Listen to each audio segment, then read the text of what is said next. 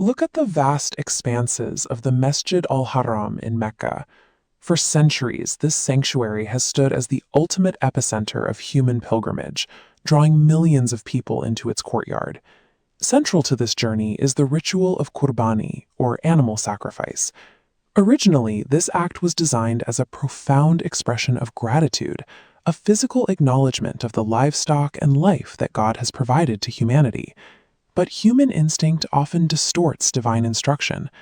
During the era of Jahiliyyah, the pre-Islamic period of ignorance, the Arabs entirely misread the mechanics of this ritual.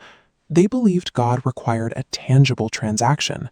They would slaughter their animals and literally smear the physical blood and raw meat directly onto the stone walls of the Kaaba, thinking this was how to appease the divine.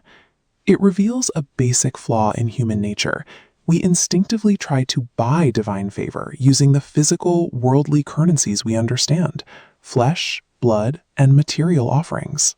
This exact manuscript page highlights the definitive correction to that practice. Surah al-Hajj, specifically ayats 36 and 37, intervened to shatter this transactional model of worship. The decree is blunt. God explicitly states that neither the meat nor the blood of these animals ever reaches him. The physical offering is entirely rejected as a currency of exchange. Instead, the text defines a single, highly specific requirement. What actually fulfills the divine command is taqwa, an internal state of absolute God consciousness and piety.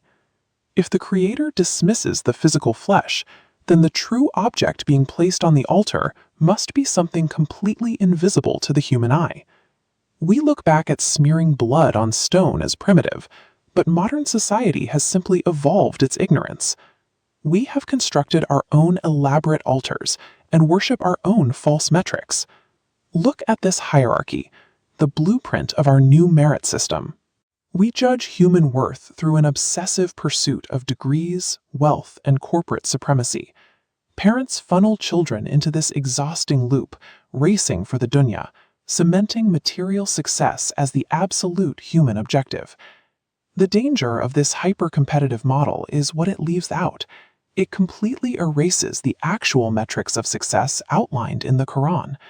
We train generations to understand corporate ladders, but leave them entirely ignorant of the elevated status of the muhsinin, the doers of good, and the profound, enduring secrets of paradise.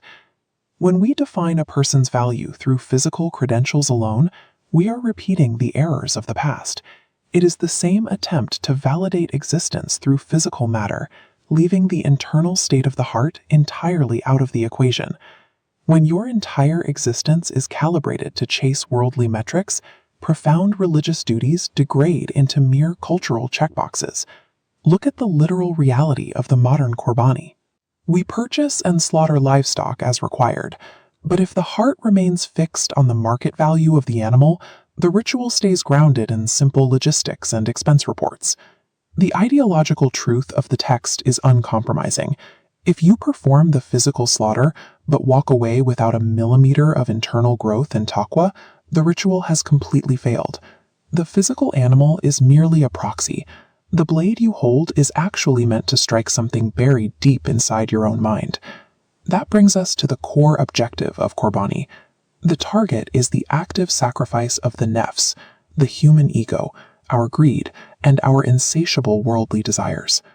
Destroying the nafs requires making an agonizing choice. You have to prioritize eternal divine pleasure over the immediate, tangible validation that society hands you. This realization forces us to move past the instinct to hoard what we can touch. It means measuring every action not by its immediate payout, but by its value in the akhirah, the hereafter. Until that ego is systematically dismantled, every action you take, whether leading a boardroom or performing a religious rite, remains tainted by self-interest. Look at your own family. Evaluate your daily routines. Are your actions simply building temporary worldly empires, or are you actually forging spiritual resilience in your children? The gates to true divine merit remain open, but only to those willing to recalibrate their internal compass away from the noise of the dunya. The physical rituals and achievements of this world will eventually turn to dust. The hidden transformation of the human heart is the only currency accepted in eternity.